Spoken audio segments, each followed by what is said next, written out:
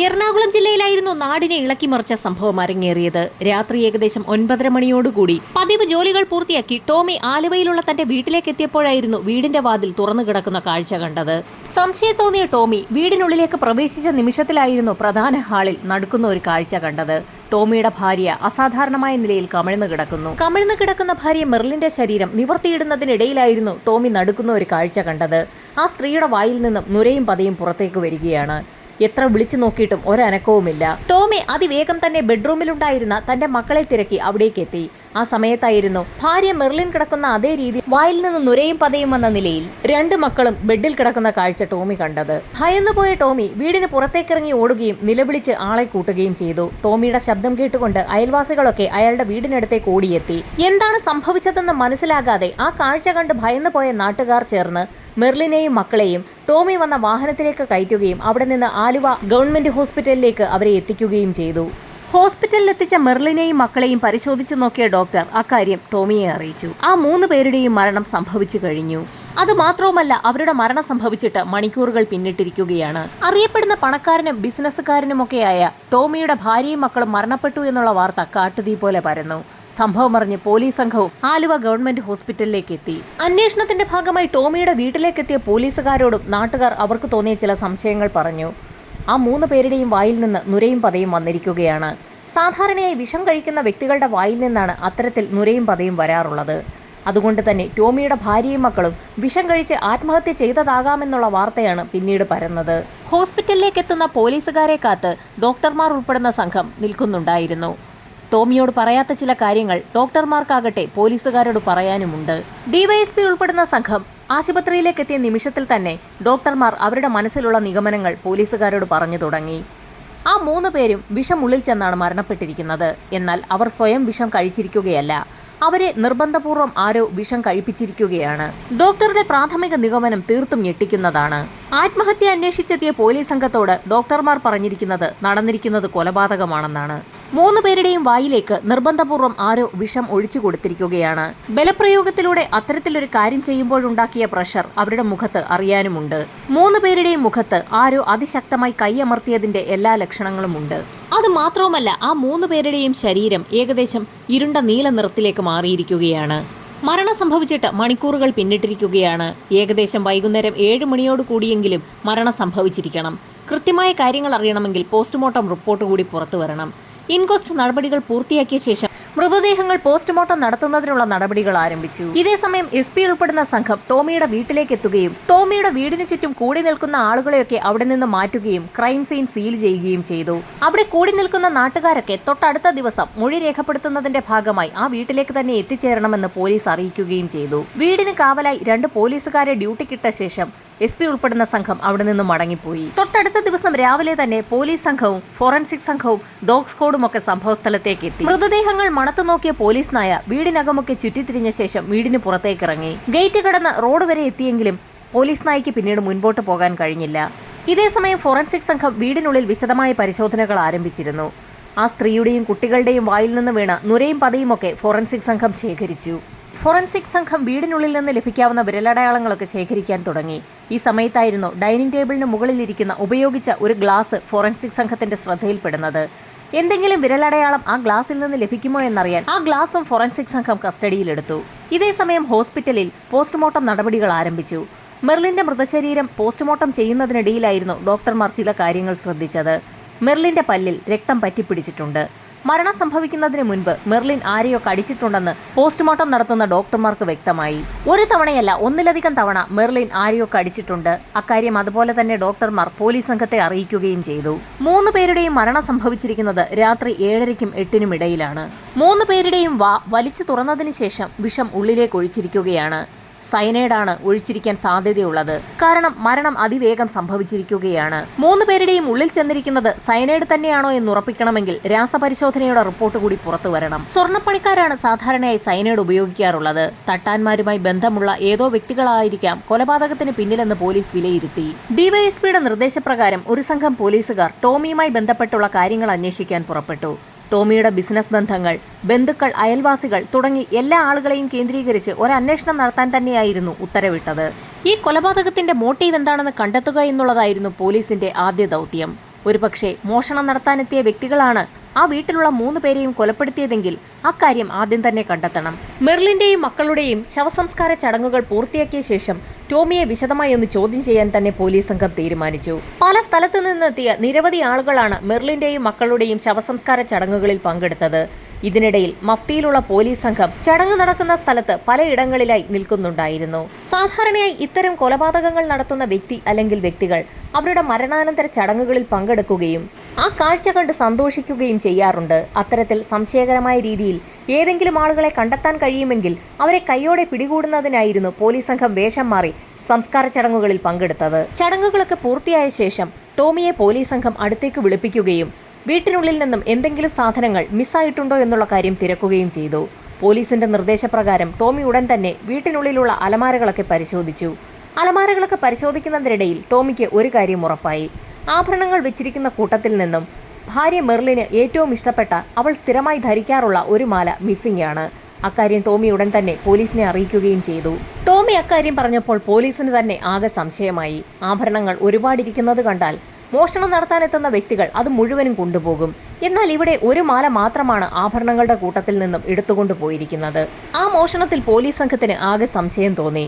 ടോമിയെ ചോദ്യം ചെയ്തതിൽ നിന്നും തന്റെ കുടുംബത്തെ വകവരുത്തക്ക രീതിയിൽ ശത്രുതയുള്ള ആരും തന്നെ ഉള്ളതായി തനിക്ക് അറിവില്ല എന്ന് അയാൾ പോലീസിന് മൊഴി നൽകുകയും ചെയ്തു. നാട്ടുകാരെയും പോലീസ് സംഘം വിശദമായി ചോദ്യം ചെയ്തു. ആളുകളെയൊക്കെ ചോദ്യം ചെയ്ത കൂട്ടത്തിലായിരുന്നു 2 പേർ പോലീസുകാർക്ക് അനുകൂലമായി ചില കാര്യങ്ങളൊക്കെ പറയുന്നത്. ടോമിയുടെ വീടിന്റെ എതിർവശത്ത് താമസിക്കുന്ന അയൽവാസി രാത്രി ഏകദേശം 8 മണി കഴിഞ്ഞ സമയത്ത് ടോമിയുടെ വീടിന്റെ ഭാഗത്തു കൂടി ഒരു പുരുഷൻ നടന്നു പോകുന്ന കാഴ്ച കണ്ടിരുന്നു. ഇരുട്ടായതുകൊണ്ട് തന്നെ അതാരാണെന്ന് തനിക്ക് വ്യക്തമായില്ല എന്നും അയാൾ പോലീസിനോട് പറഞ്ഞു. അതുകൂടാതെ അമ്മിണി എന്ന സ്ത്രീ ആ വീടിന്റെ സമീപത്തു കൂടി നടന്നു പോകുന്നതായി ഒരു അയൽവാസി പോലീസിന് മൊഴി നൽകി. അമ്മിണി ആരാണെന്നുള്ള പോലീസിന്റെ ചോദ്യത്തിന് അത് മരിച്ചുപോയ ഫ്രാൻസിസിന്റെ ഭാര്യയാണെന്നും ഫ്രാൻസിസ് ടോമിയുടെ സഹോദരനാണെന്നും അയാൾ പോലീസിനോട് പറഞ്ഞു. എന്നാൽ അമ്മിണിയെ അയൽവാസി കണ്ടത് വൈകുന്നേരം ഏകദേശം 6:30 മണിക്ക് ശേഷമാണ്. ആ സമയത്ത് അമ്മിണി ഹോസ്പിറ്റലിൽ പോവുകയാണെന്ന് ആ അയൽവാസിയോട് പറയുകയും ചെയ്തിരുന്നു. പോലീസ് സംഘം അമ്മിണിയെ സ്റ്റേഷനിലേക്ക് വിളിച്ചു വരുത്തി ചോദ്യം ചെയ്തു. ആ സമയത്ത് അമ്മിണി തന്റെ വീട്ടിൽ നിന്നും ഹോസ്പിറ്റലിലേക്ക് പോയതായിരുന്നുവെന്ന് അവർ പോലീസിനോട് പറഞ്ഞു. അത് മാത്രവുമല്ല, അമ്മിണി ഹോസ്പിറ്റലിലേക്ക് പോയത് കണ്ടതായി ആ അയൽവാസിയും പോലീസിനോട് പറഞ്ഞിട്ടുണ്ട്. അതുകൊണ്ട് തന്നെ സംശയിക്കുന്നവരുടെ ലിസ്റ്റിൽ നിന്നും പോലീസ് സംഘം അമ്മിണിയെ ഒഴിവാക്കി. ഇനി പോലീസിന്റെ മുൻപിൽ സംശയിക്കുന്നവരുടെ ലിസ്റ്റിൽ ഉൾപ്പെട്ടിട്ടുള്ള ഒരേയൊരു വ്യക്തി സംഭവം നടന്ന ദിവസം രാത്രി ഏകദേശം 8 മണിക്ക് ശേഷം ടോമിയുടെ വീടിന് സമീപത്തുകൂടി നടന്നുപോയ ആ അപരിചിതനാണ്. ടോമിയുടെ ബന്ധുക്കളെ ഓരോരുത്തരെയായി പോലീസ് സംഘം വിശദമായി ചോദ്യം ചെയ്തു. അങ്ങനെ ചോദ്യം ചെയ്യുന്നതിനിടയിലായിരുന്നു ടോമിയുടെ സഹോദരി ജോസഫൈൻ പോലീസിനോട് ചില കാര്യങ്ങൾ തുറന്നു പറയുന്നത്. മരിക്കുന്നതിന് മുൻപ് മെർലിൻ ഒരു ടെൻഷനിലായിരുന്നു എന്നുള്ള കാര്യമാണ് ജോസഫൈൻ പോലീസിനോട് പറഞ്ഞത്. ആ ടെൻഷന് കാരണം അമ്മിണിയാണ്. കുടുംബപരമായുള്ള ബിസിനസ്സാണ് ടോമിയും സഹോദരങ്ങളും ചേർന്ന് നടത്തിക്കൊണ്ടു പോകുന്നത്. അമ്മിണിയുടെ ഭർത്താവും ടോമിയുടെ സഹോദരനുമായ ഫ്രാൻസിസിന്റെ മരണശേഷം ബിസിനസ്സിലെ ഒരു ലാഭവിഹിതം കൃത്യമായി അമ്മിണിക്ക് ടോമി കൈമാറാറുണ്ട്. ആ തുക കുറവാണെന്ന് പറഞ്ഞുകൊണ്ട് അമ്മിണി സ്ഥിരമായി മെർലിനോട് വഴക്കുണ്ടാക്കാറുണ്ടായിരുന്നു. സംഭവം നടക്കുന്നതിന് ഏതാനും ദിവസങ്ങൾക്ക് മുൻപ് മെർലിനെ കാണുന്നതിനായി ജോസഫൈൻ സംഭവം നടന്ന വീട്ടിലേക്ക് എത്തിയ സമയത്തും അപ്രതീക്ഷിതമായി അമ്മിണി ആ വീട്ടിലേക്ക് എത്തിയിരുന്നു. ആ സമയത്ത് അമ്മിണിക്കൊപ്പം അപരിചിതനായ ഒരു വ്യക്തി കൂടിയുണ്ടായിരുന്നു. ജോസഫൈനെ അപ്രതീക്ഷിതമായി കണ്ട നിമിഷത്തിൽ അമ്മിണിയൊന്ന് അമ്പരന്നതായി ഇപ്പോൾ തനിക്ക് സംശയം തോന്നുന്നു എന്നുകൂടി ജോസഫൈൻ പോലീസിനോട് പറഞ്ഞു. ഇപ്പോൾ തിരിഞ്ഞാലോചിക്കുമ്പോൾ അമ്മിണി ആ വീട്ടിലേക്ക് കരുതിക്കൂട്ടി വന്നതാണോ എന്ന് പോലും തനിക്ക് സംശയം തോന്നുന്നു എന്ന് ജോസഫൈൻ പോലീസിനോട് പറഞ്ഞു. അന്ന് ആ വീട്ടിലേക്കെത്തിയ അമ്മിണി മെർലിനോട് സുഖവിവരങ്ങളൊക്കെ ചോദിച്ച ശേഷം അതിവേഗത്തിൽ അവിടെ നിന്ന് കടന്നു പോവുകയും ചെയ്തു. അമ്മിണി എന്ന സ്ത്രീയെ സംശയിക്കേണ്ട ഒരു വ്യക്തി തന്നെയാണെന്നാണ് ചുരുക്കം പറഞ്ഞാൽ ജോസഫൈൻ പോലീസിനെ അറിയിച്ചിരിക്കുന്നത്. ജോസഫൈന്റെ മരിച്ചുപോയ സഹോദരൻ ഫ്രാൻസിസിന്റെ ഭാര്യ കൂടിയാണ് അമ്മിണി. അമ്മിണിയെ മനഃപൂർവ്വം കുടുക്കി കേസ് വഴിതിരിച്ചു വിടാൻ ജോസഫൈൻ ശ്രമം നടത്തുകയാണോ എന്ന് പോലും പോലീസിന് സംശയം തോന്നി. എന്നിരുന്നാലും അമ്മിണിയെക്കുറിച്ചുള്ള കാര്യങ്ങൾ ടോമിയോട് അന്വേഷിക്കാൻ തന്നെ പോലീസ് സംഘം തീരുമാനിച്ചു. ടോമിയുടെ ഭാര്യയും അമ്മിണിയും തമ്മിൽ എന്തെങ്കിലും പ്രശ്നമുണ്ടായിട്ടുണ്ടോ എന്നുള്ളതായിരുന്നു പോലീസിന്റെ ചോദ്യം. അതിന് കൃത്യമായ മറുപടിയും ടോമി പോലീസിനോട് പറഞ്ഞു. ഏതാനും നാളുകൾക്ക് മുൻപായിരുന്നു ഒരു ഓപ്പറേഷനുമായി ബന്ധപ്പെട്ട് അമ്മിണി ഹോസ്പിറ്റലിൽ അഡ്മിറ്റ് ആയത്. ആ സമയത്ത് ടോമിയുടെ ഭാര്യ മെർലിൻ അമ്മിണിയെ കാണാൻ ഹോസ്പിറ്റലിൽ എത്തിയിരുന്നു. ആ സമയത്ത് ഹോസ്പിറ്റലിൽ അമ്മിണിക്കൊപ്പം ഒരു ചെറുപ്പക്കാരൻ കൂടി ഉണ്ടായിരുന്നു. ടെലിഫോൺ ഡിപ്പാർട്ട്മെന്റിൽ വർക്ക് ചെയ്യുന്ന ലൈൻമാനായ കാർത്തികേയൻ എന്ന വ്യക്തിയായിരുന്നു അത്. അയാൾ താമസിക്കുന്നത് അമ്മിണിയുടെ കോമ്പൗണ്ടിൽ തന്നെയാണ്. കാർത്തികേയൻ എന്തിനാണ് ഹോസ്പിറ്റലിൽ അമ്മിണിക്കൊപ്പം കൂട്ടിരിക്കുന്നതെന്ന് മെർലിൻ അന്ന് അമ്മിണിയോട് ചോദിച്ചിരുന്നു. എന്നാൽ മെർലിന്റെ ആ ചോദ്യം അമ്മിണിക്ക് ഇഷ്ടപ്പെട്ടില്ല. അങ്ങനെ അവർ തമ്മിൽ ഒന്ന് ഉരസുകയും ചെയ്തു. അക്കാര്യം അന്ന് വൈകുന്നേരം തന്നെ മെർലിൻ ഭർത്താവ് ടോമിയെ അറിയിക്കുകയും ചെയ്തിരുന്നു. അതല്ലാതെ അവർ തമ്മിൽ എന്തെങ്കിലും പ്രശ്നമുള്ളതായി തനിക്ക് അറിവില്ല എന്നും ടോമി പോലീസിനോട് പറഞ്ഞു. പോലീസ് സംഘത്തിന് നാട്ടുകാരെ ചോദ്യം ചെയ്യുന്നതിനിടയിൽ അമ്മിണിയും അയൽവാസിയായ കാർത്തികേയനും തമ്മിലൊരു ബന്ധമുണ്ടെന്നുള്ള കാര്യം നേരത്തെ തന്നെ മനസ്സിലായതാണ്. അമ്മിണിയുടെ വീടിന് തൊട്ടടുത്ത് തന്നെ ഒരൊറ്റമുറിയിലാണ് കാർത്തികേയന്റെ താമസം. ഭർത്താവ് മരിച്ച ഒരു സ്ത്രീ താമസിക്കുന്നതിന്റെ തൊട്ടടുത്ത് ഒരു ചെറുപ്പക്കാരൻ താമസിക്കുമ്പോൾ അവരെ തമ്മിൽ ചേർത്ത് പറയാൻ നാട്ടുകാർക്ക് പ്രത്യേക ബിരുദാണ്. അതുകൊണ്ട് തന്നെ അന്ന് നാട്ടുകാർ പറഞ്ഞപ്പോൾ പോലീസ് സംഘം അതത്ര കാര്യമാക്കിയിരുന്നില്ല. എന്നാൽ ഇപ്പോൾ ടോമി പറഞ്ഞപ്പോൾ അതിലെന്തോ ഒരു സത്യമുണ്ടെന്ന് പോലീസ് സംഘത്തിന് തോന്നി. ഒരു ചെറുപ്പക്കാരൻ സംഭവം നടന്ന ദിവസം ടോമിയുടെ വീടിന് സമീപത്തുകൂടി നടന്നു പോയതായി അയൽവാസി പോലീസിന് മൊഴി നൽകിയിട്ടുണ്ട്. അതിനി ഒരു പക്ഷേ കാർത്തികേയനാകുമോ എന്നുള്ള ഒരു സംശയമാണ് പോലീസിന് തോന്നിയത്. പോലീസ് സംഘം ഉടൻ തന്നെ കാർത്തികേയനെ സ്റ്റേഷനിലേക്ക് വിളിച്ചു വരുത്തി. പല കാര്യങ്ങളും പോലീസ് സംഘം കാർത്തികേയനോട് ചോദിച്ചു. സംഭവം നടന്ന ദിവസം താൻ വീട്ടിൽ തന്നെ ഉണ്ടായിരുന്നുവെന്നും ഓഫീസിൽ നിന്ന് മടങ്ങിയെത്തിയ താൻ വീട്ടിലിരിക്കുന്ന സമയത്ത് രാത്രിയോടടുപ്പിച്ചായിരുന്നു ടോമിയുടെ വീട്ടിൽ നടന്ന സംഭവങ്ങൾ നാട്ടുകാരിൽ ചിലർ അമ്മിണിയെ അറിയിച്ച സമയത്ത് അവർ തന്നോട് പറഞ്ഞതെന്നും കാർത്തികേയൻ പോലീസിനോട് പറഞ്ഞു. വിവരമറിഞ്ഞ ഉടൻ തന്നെ അമ്മിണിയും കാർത്തികേയനും കൂടി ടോമിയുടെ വീട്ടിലേക്കെത്തിയ സമയത്ത് മെർലിന്റെയും മക്കളുടെയും മൃതദേഹങ്ങൾ പോസ്റ്റ്മോർട്ടത്തിനായി ആശുപത്രിയിലേക്ക് കൊണ്ടുപോയി കഴിഞ്ഞിരുന്നു എന്നും കാർത്തികേയൻ പോലീസിന് മൊഴി നൽകി. സംഭവം നടന്ന ദിവസം ടോമിയുടെ വീടിന്റെ പരിസരത്തു കൂടി നടന്നുപോയ വ്യക്തി കാർത്തികേയനാണോ എന്ന് ഉറപ്പിക്കുന്നതിനായി പോലീസ് സംഘം കാർത്തികേയനെയും കൂട്ടി ടോമിയുടെ വീടിന്റെ പരിസരത്തൊക്കെ ഒന്ന് നടന്നു. ഇതേസമയം മറ്റൊരു പോലീസുകാരൻ അയൽവാസിയായ വ്യക്തിയെ കൊണ്ട് കാർത്തികേയനായിരുന്നോ സംഭവം നടന്ന ദിവസം അതുവഴി നടന്നുപോയതെന്ന് നോക്കാൻ പറഞ്ഞു. പക്ഷേ ഒറ്റ നോട്ടത്തിൽ തന്നെ അയാൾ അത് കാർത്തികേയനായിരുന്നില്ല എന്നും കാർത്തികേയനെ തനിക്ക് കണ്ടാൽ മനസ്സിലാകുമെന്നും പോലീസിന് മൊഴി നൽകി. ഒരു പിടിവള്ളി കിട്ടിയെന്ന് ആശ്വസിച്ചിരുന്ന പോലീസ് സംഘം വീണ്ടും നിരാശരായി. ഈ സമയത്തായിരുന്നു മെർലിന്റെയും മക്കളുടെയും ആന്തരികാവയവങ്ങളുടെ പരിശോധനാ റിപ്പോർട്ട് പുറത്തു വന്നത്. പൊട്ടാസ്യം സയനൈഡ് തന്നെയാണ് അകത്ത് ചെന്നിരിക്കുന്നതെന്ന് റിപ്പോർട്ടിൽ നിന്നും വ്യക്തമായി. അന്വേഷണമാകെ വഴിമുട്ടി നിൽക്കുന്ന സമയത്താണ് നാട്ടുകാർ പറഞ്ഞ മൊഴിയൊക്കെ വിശദമായി ഒന്നുകൂടി പരിശോധിക്കാൻ പോലീസ് സംഘം തീരുമാനിച്ചത്. നാട്ടുകാർ നൽകിയ മൊഴി എത്രത്തോളം വിശ്വാസയോഗ്യമാണെന്ന് കണ്ടെത്തുന്നതിനായി ഒരു സംഘം പോലീസുകാരെ നിയോഗിച്ചിട്ടുണ്ടായിരുന്നു. അവരുടെ റിപ്പോർട്ട് ഉടൻ തന്നെ പുറത്തു വന്നു. നാട്ടുകാർ പറഞ്ഞിരിക്കുന്ന മൊഴികളൊക്കെ വളരെ കൃത്യമാണ്. എന്നാൽ ഒരാളുടെ മൊഴി മാത്രം കളവാണെന്നും പോലീസ് കണ്ടെത്തി. അത് അമ്മിണിയുടെ മൊഴിയാണ്. സംഭവം നടന്ന ദിവസം വൈകുന്നേരം 6:30 മണിയോടുകൂടി സമീപത്തുണ്ടായിരുന്ന തരകൻസ് ഹോസ്പിറ്റലിലേക്ക് അമ്മിണി പോയിരുന്നു എന്ന് അവർ പോലീസിന് മൊഴി നൽകിയിട്ടുണ്ടായിരുന്നു. എന്നാൽ തരകൻസ് ഹോസ്പിറ്റലിൽ നടത്തിയ അന്വേഷണത്തിൽ അന്ന് വൈകുന്നേരം 6:30 മണിക്ക് ശേഷം അമ്മിണി ഹോസ്പിറ്റലിൽ എത്തിയിട്ടില്ല എന്ന് പോലീസ് കണ്ടെത്തി. അമ്മിണിയെ വിശദമായി ചോദ്യം ചെയ്യാൻ തീരുമാനിച്ച പോലീസ് സംഘം അവരുടെ വീട്ടിലേക്കെത്തി. നാട്ടുകാർ പറഞ്ഞതുപോലെ തന്നെ അമ്മിണിയുടെ വീടിന്റെ കോമ്പൗണ്ടിൽ തന്നെ ഒരൊറ്റ മുറിയിലാണ് കാർത്തികേയനും താമസിക്കുന്നത്. പോലീസ് സംഘത്തെ കണ്ടപ്പോൾ തന്നെ അമ്മിണി വീടിനുള്ളിൽ നിന്നും പുറത്തേക്ക് വന്നു. സംഭവം നടന്ന ദിവസം വൈകുന്നേരം എവിടെ പോയിരിക്കുകയായിരുന്നു എന്ന് പോലീസ് ഒന്നുകൂടി അമ്മിണിയോട് ചോദിച്ചു. തരകൻസ് ഹോസ്പിറ്റലിലേക്കാണ് താൻ പോയതെന്ന് നേരത്തെ പോലീസിന് നൽകിയ അതേ മൊഴി തന്നെ അമ്മിണി ആവർത്തിച്ചു. എന്നാൽ പോലീസ് സംഘം തങ്ങൾ നടത്തിയ അന്വേഷണത്തിൽ അമ്മിണി ആ ഹോസ്പിറ്റലിൽ എത്തിയിട്ടില്ല എന്ന് വ്യക്തമായിട്ടുണ്ടെന്ന് പറഞ്ഞപ്പോൾ അമ്മിണിയൊന്ന് വിളറി. താൻ ഹോസ്പിറ്റലിലേക്ക് പോകാൻ തീരുമാനിച്ചാണ് വീട്ടിൽ നിന്നിറങ്ങിയതെന്നും എന്നാൽ നേരം ഒരുപാട് വൈകിയതുകൊണ്ട് താൻ തിരികെ മടങ്ങിപ്പോന്നു എന്നും അമ്മിണി പോലീസിനോട് പറഞ്ഞു. പൊടുന്നനെയായിരുന്നു നിർണായകമായ ഒരു ചോദ്യം CI ചോദിച്ചത്. മെർലിനെ കൊലപ്പെടുത്തിയ ശേഷം അവളുടെ മാല എന്തിനായിരുന്നു അമ്മിണി എടുത്തതെന്ന് പോലീസിന്റെ ചോദ്യം കേട്ടപ്പോൾ തന്നെ അമ്മിണി ആകെയൊന്ന് വിളറി വെളുത്തു. എന്നാൽ തനിക്കൊന്നും അറിയില്ല എന്ന മൊഴിയിൽ തന്നെ അമ്മിണി ഉറച്ചു നിന്നു. പക്ഷേ അമ്മിണിയെ പ്രതി ചേർക്കാൻ പോലീസിന് കഴിയുമായിരുന്നില്ല. കാരണം മരണം സംഭവിച്ച സമയത്ത് തന്നെ ആക്രമിച്ച വ്യക്തിയുടെ കൈ മെർലിൻ കടിച്ചു മുറിച്ചതായി പോസ്റ്റ്മോർട്ടം റിപ്പോർട്ടിൽ തെളിഞ്ഞിട്ടുണ്ട്. എന്നാൽ അമ്മിണിയുടെ കൈകളിൽ അത്തരത്തിലുള്ള യാതൊരു പാടുകളും കണ്ടെത്താൻ പോലീസിന് കഴിഞ്ഞില്ല. അമ്മിണിയുടെ വീട്ടിൽ വിശദമായൊരു പരിശോധന തന്നെ നടത്തി. ആ മാല ഒരുപക്ഷെ അമ്മിണിയുടെ വീട്ടിൽ നിന്ന് ലഭിക്കുകയാണെങ്കിൽ അമ്മിണിയെ പ്രതി ചേർക്കാമെന്നായിരുന്നു പോലീസ് കരുതിയത്. അമ്മിണിയുടെ വീട്ടിലും അതേസമയം കാർത്തികേയന്റെ വീട്ടിലും പോലീസ് സംഘം വിശദമായി തിരച്ചിൽ നടത്തിയെങ്കിലും പ്രത്യേകിച്ചൊന്നും കണ്ടെത്താൻ കഴിഞ്ഞില്ല. കാർത്തികേയന്റെ കയ്യിലും പ്രത്യേകിച്ച് കടിയേറ്റ പാടുകളൊന്നും തന്നെ ഉണ്ടായിരുന്നില്ല. എന്നാൽ കാർത്തികേയന്റെ വീട് അരിച്ചു പറക്കുന്നതിനിടയിൽ നിർണായകമായൊരു കത്ത് പോലീസ് സംഘത്തിന് ലഭിച്ചു.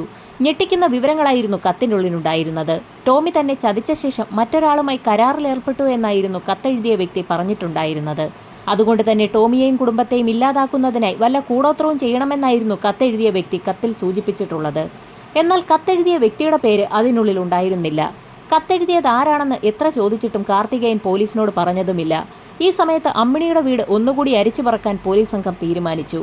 അമ്മിണിയുടെ വീട്ടിൽ നിന്നും അവർ സ്ഥിരമായി എഴുതാറുണ്ടായിരുന്ന ഒരു ഡയറി കുറിപ്പ് പോലീസ് കണ്ടെടുത്തു. ഡയറിയിലെ കൈയക്ഷരവും കാർത്തികേയന്റെ വീട്ടിൽ നിന്ന് ലഭിച്ച കത്തിലെ കൈയക്ഷരവും ഏകദേശം ഒരുപോലെയാണെന്ന് മനസ്സിലാക്കിയ പോലീസ് സംഘം അത് വിദഗ്ധ പരിശോധനയ്ക്ക് അയക്കാൻ തീരുമാനിച്ചു. ഇതോടൊപ്പം തന്നെ അമ്മിണിയെയും കാർത്തികേയനെയും വിശദമായി ചോദ്യം ചെയ്യുന്നതിനായി പോലീസ് സ്റ്റേഷനിലേക്ക് വിളിച്ചു വരുത്തി. വിശദമായി ചോദ്യം ചെയ്തപ്പോൾ അമ്മിണി പല കാര്യങ്ങളും തുറന്നു പറഞ്ഞു. ഏതാനും നാളുകൾക്ക് മുൻപ് സ്കൂൾ തുറക്കുന്ന ഒരു സമയത്ത് തന്റെ മകന് ഒരു കോട്ട് തയ്പ്പിക്കുന്നതിന് തുണിയെടുക്കുന്നതിനായി ടോമിയുടെ തുണിക്കടയിലേക്ക് അമ്മിണി പോയിരുന്നു. സിൽക്ക് കൊണ്ടുള്ള ഒരു കോട്ട് തയ്പ്പിക്കുന്നതിനായിരുന്നു അമ്മിണി തുണിയെടുക്കാൻ പോയത്. എന്നാൽ അതിനൊക്കെ വലിയ വിലയാകുമെന്നും കുറഞ്ഞ ഏതെങ്കിലും തുണിയെടുത്തുകൊണ്ട് പൊയ്ക്കോളാനും ടോമി അമ്മിണിയോട് പറഞ്ഞു. തനിക്ക് സിൽക്കിന്റെ തുണി തന്നെ വേണമെന്ന് അമ്മിണി വാശി പിടിച്ചപ്പോൾ കടയിൽ കൂടി നിന്ന ആളുകളൊക്കെ കേൾക്കെ പരസ്യമായി ടോമി അമ്മിണിയെ അപമാനിക്കുകയും ചെയ്തു. ആ കടയിലുണ്ടായിരുന്ന സിൽക്കിന്റെ തുണി മുഴുവനും എടുത്ത് അമ്മിണിക്ക് കൊടുക്കെന്നും അങ്ങനെയെങ്കിലും അവളുടെ ആർത്തി തീരട്ടെ എന്നുമായിരുന്നു അയാൾ പറഞ്ഞത്. ആളുകൾക്ക് മുൻപിൽ വെച്ച് അപമാനിതയായ അമ്മിണി കരഞ്ഞുകൊണ്ടായിരുന്നു അന്ന് അവിടെ നിന്നും ഇറങ്ങിപ്പോയത്. അങ്ങനെ ടോമിക്ക് മറക്കാൻ കഴിയാത്ത എന്തെങ്കിലും ഒരു തിരിച്ചടി നൽകണമെന്ന് തീരുമാനിച്ച അമ്മിണി അവളുടെ വീട്ടിലിരുന്ന് കാർത്തികേയന് ഒരു കത്തെഴുതുകയായിരുന്നു. ഒരു ഹിന്ദു കൂടിയായ കാർത്തികേയന് മന്ത്രവാദികളുമൊക്കെയായി ബന്ധമുണ്ടാകുമെന്ന് കരുതി ഏതെങ്കിലും മന്ത്രവാദികളെ കൊണ്ട് കൂടോത്രം ചെയ്യിപ്പിച്ച് ടോമിയുടെ വീട് തകർക്കുക എന്നുള്ളതായിരുന്നു അമ്മിണിയുടെ ലക്ഷ്യം. അത്തരത്തിൽ അമ്മിണി എഴുതിയൊരു കത്തായിരുന്നു കാർത്തികേയന്റെ വീട്ടിൽ നിന്നും പോലീസ് സംഘത്തിന് ലഭിച്ചത്. അങ്ങനെ അന്ന് അമ്മിണി അവളുടെ വീട്ടിൽ നിന്നിറങ്ങി കാർത്തികേയനൊപ്പം ചില മന്ത്രവാദികളെയൊക്കെ കാണുകയും കാര്യം അവരോട് പറയുകയും ചെയ്തു. മന്ത്രവാദികളുടെ നിർദ്ദേശപ്രകാരം പൂജിച്ച് നൽകിയ ചില വസ്തുക്കളൊക്കെ ടോമിയുടെ വീടിന് പരിസരത്തൊക്കെ അമ്മിണിയും കാർത്തികേയനും ചേർന്ന് കുഴിച്ചിടുകയും ചെയ്തു. അമ്മിണിയുടെ മൊഴിയനുസരിച്ച് മന്ത്രവാദികളെയൊക്കെ പോലീസ് സംഘം ഉടൻ തന്നെ പിടികൂടി. അമ്മിണി പറഞ്ഞ അതേ കാര്യങ്ങൾ തന്നെയായിരുന്നു മന്ത്രവാദികളും ആവർത്തിച്ചത്. മന്ത്രവാദത്തിലൂടെ ടോമിയെയും കുടുംബത്തെയും തകർക്കുന്നതിനായി അമ്മിണി ഒരു ശ്രമം നടത്തിയിരിക്കുകയാണ്. ഒരുപക്ഷെ അതേൽക്കാതെ വന്നതോടുകൂടി ടോമിയുടെ ഭാര്യയെയും മക്കളെയും അമ്മിണി തന്നെ വകവരുത്തിയതാണോ എന്ന് പോലീസിന് സംശയമുണ്ടായി. എന്നാൽ അത് തെളിയിക്കത്തക്ക യാതൊരു വിധത്തിലുള്ള തെളിവുകളും അമ്മിണിയുടെയോ കാർത്തികേയന്റെയോ വീട്ടിൽ നിന്നും പോലീസിന് കണ്ടെടുക്കാനും കഴിഞ്ഞില്ല. ഈ സമയത്തായിരുന്നു കാർത്തികേയൻ വർക്ക് ചെയ്തിരുന്ന ടെലിഫോൺ ഡിപ്പാർട്ട്മെന്റിൽ നിന്നും ലീവ് ലെറ്റർ എഴുതി വാങ്ങിക്കുന്നതിനായി ഒരു ജോലിക്കാരൻ അവിടേക്ക് വന്നത്. കാർത്തികേയൻ ഒപ്പിട്ട് കൊടുക്കുന്നത് കണ്ടപ്പോൾ പോലീസ് സംഘത്തിന് ചെറിയൊരു കൗതുകം തോന്നി. പോലീസ് സംഘം കാർത്തികേയനുമായി ആലുവ ടെലിഫോൺ ഡിപ്പാർട്ട്മെന്റിന്റെ ഓഫീസിലേക്ക് ഒരു അന്വേഷണത്തിനായി പുറപ്പെട്ടു. കാർത്തികേയൻ ഇരിക്കുന്ന സീറ്റിലും അയാൾ സാധനങ്ങൾ കൊണ്ടുവയ്ക്കുന്ന സ്ഥലത്തുമൊക്കെ വിശദമായ ഒരു അന്വേഷണം നടത്തുന്നതിനിടയിൽ അവിടെ ഒരു ബോക്സ് സംശയാസ്പദമായ രീതിയിൽ കാർത്തികേയൻ ഒളിപ്പിച്ചു വെച്ചിരിക്കുന്നത് പോലീസിന്റെ ശ്രദ്ധയിൽപ്പെട്ടു. ആ ബോക്സ് പരിശോധിച്ചപ്പോൾ മെർലിന്റെ കാണാതായ മാല ആ ബോക്സിനുള്ളിൽ നിന്നും പോലീസിന് ലഭിച്ചു. പോലീസ് സംഘം വീണ്ടും കാർത്തികേയനെ ചോദ്യം ചെയ്തു. ആ മാല അമ്മിണിയാണ് തനിക്ക് നൽകിയതെന്ന് കാർത്തികേയൻ പോലീസിന് മൊഴിയും നൽകി. അങ്ങനെ പോലീസ് സംഘം അമ്മിണിയെ വീണ്ടും സ്റ്റേഷനിലേക്ക് വിളിച്ചു വരുത്തി വിശദമായി ഒന്നുകൂടി ചോദ്യം ചെയ്തു. തനിക്ക് പണത്തിന് ആവശ്യം വന്നൊരു സമയത്ത് മെർലിൻ ആ മാല കടമായി നൽകിയതാണെന്നായിരുന്നു അമ്മിണി പോലീസുകാരോട് പറഞ്ഞത്. എന്നാൽ പെട്ടെന്ന് മെർലിൻ മരണപ്പെട്ടപ്പോൾ ആ മാല തന്റെ കൈവശമിരുന്നാൽ പോലീസും നാട്ടുകാരും തന്നെ സംശയിക്കുമല്ലോ എന്ന് തോന്നിയ സമയത്തായിരുന്നു കാർത്തികേയന്റെ കയ്യിലേക്ക് ആ മാല വിൽക്കുന്നതിനായി അമ്മിണി നൽകിയത്. മെർലിന്റെ മരണവുമായി ബന്ധപ്പെട്ടുള്ള പ്രശ്നങ്ങളൊക്കെ ഒന്നൊതുങ്ങുന്ന സമയത്ത് ആ മാല വിൽക്കാമെന്നായിരുന്നു കാർത്തികേയൻ തീരുമാനിച്ചിരുന്നത്. ടെലിഫോൺ ഡിപ്പാർട്ട്മെന്റിന്റെ ഓഫീസിലാകുമ്പോൾ പെട്ടെന്നാരും കണ്ടെത്തുകയില്ല എന്ന് ഉറപ്പുള്ളതുകൊണ്ടായിരുന്നു കാർത്തികേയൻ ആ മാല ഓഫീസിനുള്ളിൽ ഒളിപ്പിച്ചത്. പ്രതികളെ പിടിച്ചു എന്ന് കരുതിയ പോലീസ് വീണ്ടും ഇരുട്ടിൽ തപ്പിത്തുടങ്ങി. അമ്മിണിയുടെ മൊഴികളൊക്കെ വിശദമായി തന്നെ പോലീസ് ഒന്നുകൂടി പരിശോധിച്ചു. അമ്മിണി ആദ്യം നൽകിയ മൊഴിയനുസരിച്ച് സംഭവം നടന്ന ദിവസം വൈകുന്നേരം 6:30 മണിയോടുകൂടി തരകൻസ് ഹോസ്പിറ്റലിലേക്ക് പോയിട്ടുണ്ട്. ഒരുപാട് ഇരുട്ടിയതുകൊണ്ട് തന്നെ ഹോസ്പിറ്റൽ പരിസരത്തേക്ക് എത്തുന്നതിന് മുൻപ് തന്നെ അവർ തിരികെ മടങ്ങിയെത്തിയെന്നുള്ളതായിരുന്നു രണ്ടാമത് അവർ പോലീസിന് നൽകിയ മൊഴി. എന്നാൽ അവരുടെ വീടും ഹോസ്പിറ്റലും തമ്മിൽ വലിയ ദൂരമൊന്നുമില്ല. അതുകൊണ്ട് തന്നെ അമ്മിണി എത്ര മണിക്കാണ് തിരികെ വീട്ടിലേക്ക് എത്തിയതെന്ന് ഒരന്വേഷണം നടത്താൻ പോലീസ് തീരുമാനിച്ചു. നാട്ടുകാരെയൊക്കെ ഒന്നുകൂടി ചോദ്യം ചെയ്ത സമയത്ത് ഒരയൽവാസി പോലീസിന് നിർണായകമായൊരു മൊഴി നൽകി. സംഭവം നടന്ന ദിവസം വൈകുന്നേരം ഏകദേശം 8:30 മണിയോടുകൂടി അമ്മിണി അവരുടെ വീട്ടിലേക്ക് കയറിപ്പോകുന്നത് കണ്ടു എന്നായിരുന്നു അമ്മിണിയുടെ വീടിന് എതിർവശത്ത് താമസിക്കുന്ന വ്യക്തി പോലീസിന് മൊഴി നൽകിയത്. വൈകുന്നേരം 6:30 മണിക്ക് ശേഷം തരകൻസ് ഹോസ്പിറ്റലിന്റെ ഭാഗത്തേക്ക് പോയ അമ്മിണി 8:30 മണിയോടുകൂടിയാണ് തിരികെ എത്തിയിരിക്കുന്നത്. 1.5 മണിക്കൂറോളം സമയം അമ്മിണി എവിടെയായിരുന്നു എന്നൊന്ന് അന്വേഷിക്കാൻ പോലീസ് തീരുമാനിച്ചു. അതിനായി വീണ്ടും അമ്മിണിയെ പോലീസ് ചോദ്യം ചെയ്തു തുടങ്ങി. 1.5 മണിക്കൂർ സമയം എവിടെയായിരുന്നു എന്നുള്ള പോലീസിന്റെ ചോദ്യത്തിന് അതിനുള്ള ഉത്തരം വിശദമായി പറഞ്ഞു ഫലിപ്പിക്കാൻ അമ്മിണിക്ക് കഴിയാതെ വന്നു.